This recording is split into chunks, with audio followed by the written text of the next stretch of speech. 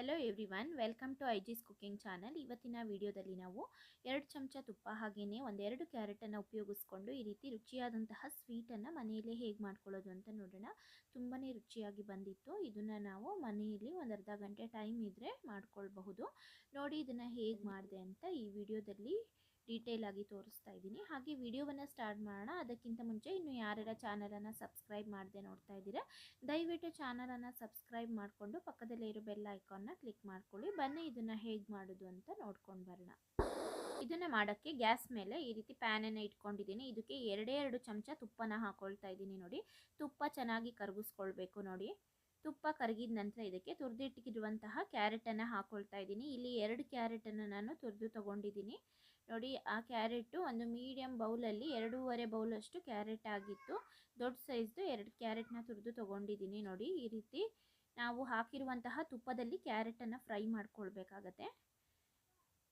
Low ಫ್ಲೇಮಲ್ಲೇ ಗ್ಯಾಸನ್ನು ಇಟ್ಕೊಂಡು ಈ ರೀತಿ ಚೆನ್ನಾಗಿ ಇದನ್ನು ಫ್ರೈ ಮಾಡ್ಕೊಳ್ಳಿ. ಕ್ಯಾರೆಟ್ದು ಹಸಿ ವಾಸನೆ ಹೋಗಬೇಕು, ಅಲ್ಲಿ ತನಕ ಚೆನ್ನಾಗಿ ಇದನ್ನು ಫ್ರೈ ಮಾಡ್ಕೊಳ್ಳಿ.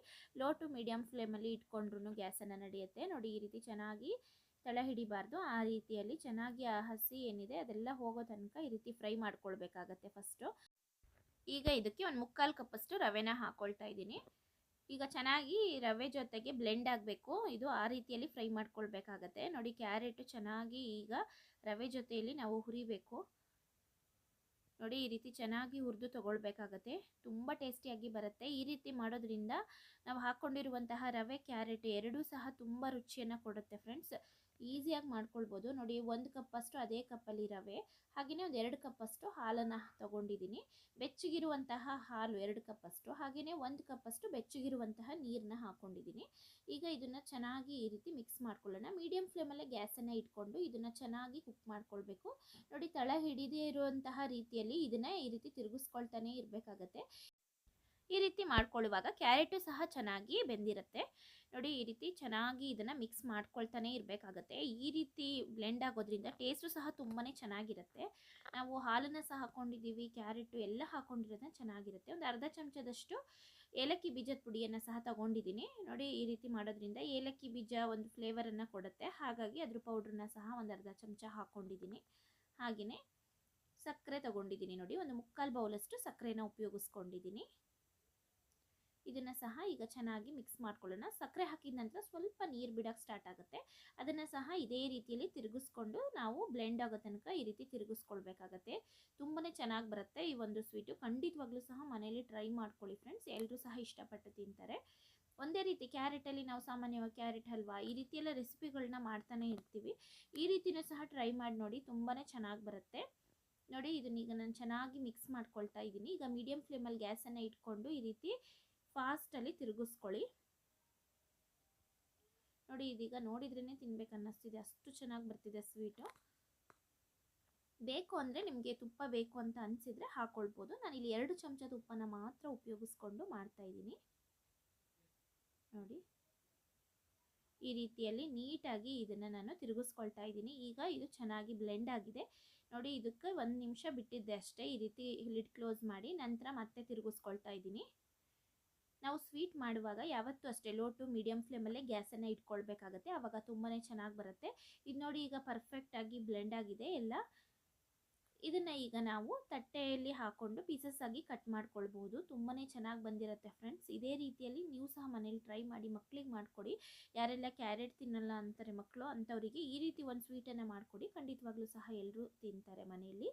ನಮಗೂ ಸಹ ಇಷ್ಟ ಆಗುವಂತಹ ಒಂದು ಸಿಂಪಲ್ ಸ್ವೀಟ್ ರೆಸಿಪಿ ಅಂತಲೇ ಹೇಳಬಹುದು. ನೋಡಿ, ಒಂದು ತಟ್ಟೆಗೆ ಈ ರೀತಿ ಎಣ್ಣೆ ಸವರ್ಕೊಳ್ತಾ ಇದ್ದೀನಿ. ಎಣ್ಣೆ ಅಥವಾ ತುಪ್ಪ ಯಾವುದನ್ನು ಬೇಕಾದರೂ ಸವರಿಟ್ಕೊಳ್ಳಿ. ನಂತರ ಮಾಡ್ಕೊಂಡಿರುವಂತಹ ಈ ಒಂದು ಕ್ಯಾರೆಟ್ ಮಿಶ್ರಣವನ್ನು ಹಾಕ್ಕೊಳ್ತಾ ಇದ್ದೀನಿ. ನೋಡಿ, ಈಗ ಇದನ್ನು ನೀಟಾಗಿ ತಟ್ಟೆ ಮೇಲೆ ಸ್ಪ್ರೆಡ್ ಮಾಡ್ಕೊಳ್ಬೇಕು. ನೋಡಿ, ಈ ರೀತಿ ಸ್ಪ್ರೆಡ್ ಮಾಡ್ಕೊಳ್ತಾ ಇದ್ದೀನಿ. ನೋಡಿ, ಈ ರೀತಿ ಚೆನ್ನಾಗಿ ಸ್ಪ್ರೆಡ್ ಮಾಡಿ ಇಟ್ಕೊಳ್ತಾ ಇದ್ದೀನಿ. ತುಂಬ ಈಸಿಯಾಗಿ ಮಾಡ್ಕೊಳ್ಬೋದು. ಹೆಚ್ಚು ಸಮಯನೂ ಸಹ ತಗೊಳ್ಳೋದಿಲ್ಲ. ಮನೇಲಿ ಕ್ಯಾರೆಟ್ ಜಾಸ್ತಿ ಇದ್ದಾಗ ಈ ರೀತಿ ಟ್ರೈ ಮಾಡ್ಕೊಳ್ಳಿ, ಚೆನ್ನಾಗಿರುತ್ತೆ. ನೋಡಿ, ಈ ರೀತಿ ಎಲ್ಲ ತಟ್ಟೆಯಲ್ಲಿ ಈ ರೀತಿ ಸ್ಪ್ರೆಡ್ ಮಾಡಿ ಈ ರೀತಿ ಕರೆಕ್ಟಾಗಿ ಸೆಟ್ ಮಾಡಿ ತಗೊಳ್ಳಿ. ಸೆಟ್ ಮಾಡಿ ಆದ ನಂತರ ಇದಕ್ಕೆ ಬೇಕಂದರೆ ನಾವು ಡ್ರೈ ಫ್ರೂಟ್ಸ್ಗಳನ್ನ ಸಹ ಹಾಕ್ಕೊಳ್ಬಹುದು ಮೇಲ್ಗಡೆಯಿಂದ. ತುಂಬಾ ಚೆನ್ನಾಗಿ ಕಾಣುತ್ತೆ ಸ್ವೀಟು. ನೋಡಿ, ಈ ರೀತಿ ನಾನು ಸೆಟ್ ಮಾಡಿ ಇಟ್ಕೊಳ್ತಾ ಇದ್ದೀನಿ. ಈಗ ಇದಕ್ಕೆ ಡ್ರೈ ಫ್ರೂಟ್ಸ್ಗಳನ್ನ ಸಹ ಮೇಲ್ಗಡೆಯಿಂದ ಹಾಕ್ಕೊಳ್ಬಹುದು. ನೋಡಿ ನಾನಿಲ್ಲಿ ಬಾದಾಮಿನ ಹಾಕ್ಕೊಳ್ತಾ ಇದ್ದೀನಿ, ಈ ರೀತಿ ಕಟ್ ಮಾಡಿ ಹಾಕ್ಕೊಂಡಿದ್ದೀನಿ. ಯಾವುದಿದೆ ಅದನ್ನು ಡ್ರೈ ಫ್ರೂಟ್ಸ್ಗಳನ್ನ ಮೇಲ್ಗಡೆಯಿಂದ ಹಾಕ್ಕೊಳ್ಳಿ, ತುಂಬ ಚೆನ್ನಾಗಿರುತ್ತೆ ತಿನ್ನುವಾಗಲೂ ಸಹ. ತುಂಬ ಟೇಸ್ಟಿಯಾಗಿರುವಂತಹ ಹೆಲ್ದಿಯಾಗಿರುವಂತಹ ಒಂದು ಸ್ವೀಟ್ ರೆಸಿಪಿ.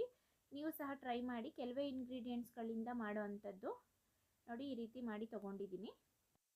ಇದಕ್ಕೆ ಬೇಕು ಅಂದರೆ ನಾವು ಕೊಬ್ಬರಿ ತುರಿನ ಸಹ ಉಪಯೋಗಿಸ್ಕೊಳ್ಬಹುದು, ಅಥವಾ ಈ ರೀತಿ ಮಖಾನ ಅಥವಾ ತಾವರೆ ಬೀಜ ಅಂತ ಏನು ಹೇಳ್ತೀವಿ ಇದನ್ನು ಈ ರೀತಿ ಪ್ಯಾನಲ್ಲಿ ಬಿಸಿ ಮಾಡಿಕೊಂಡು ಈ ರೀತಿ ಪೌಡ್ರ್ ಮಾಡಿ ಹಾಕ್ಕೊಳ್ಬಹುದು.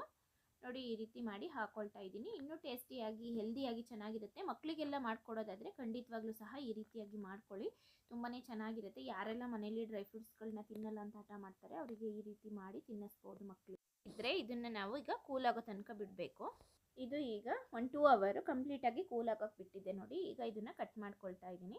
ಇದನ್ನು ಈ ರೀತಿ ಪೀಸಸ್ ಆಗಿ ಕಟ್ ಮಾಡಿಕೊಂಡು ನಾವು ತಿನ್ಬೋದು, ತುಂಬ ಚೆನ್ನಾಗಿರುತ್ತೆ. ನೋಡಿ ಈ ರೀತಿ ಕಟ್ ಮಾಡಿ ಇಟ್ಕೊಂಡಿದ್ದೀನಿ. ಪೀಸ್ನ ಸಹ ನಾವು ತಟ್ಟೆಗೆ ತುಪ್ಪ ಅಥವಾ ಎಣ್ಣೆ ಸವರ್ಕೊಂಡಿರೋದ್ರಿಂದ ಈಸಿಯಾಗಿ ತೆಗಿಬೋದು.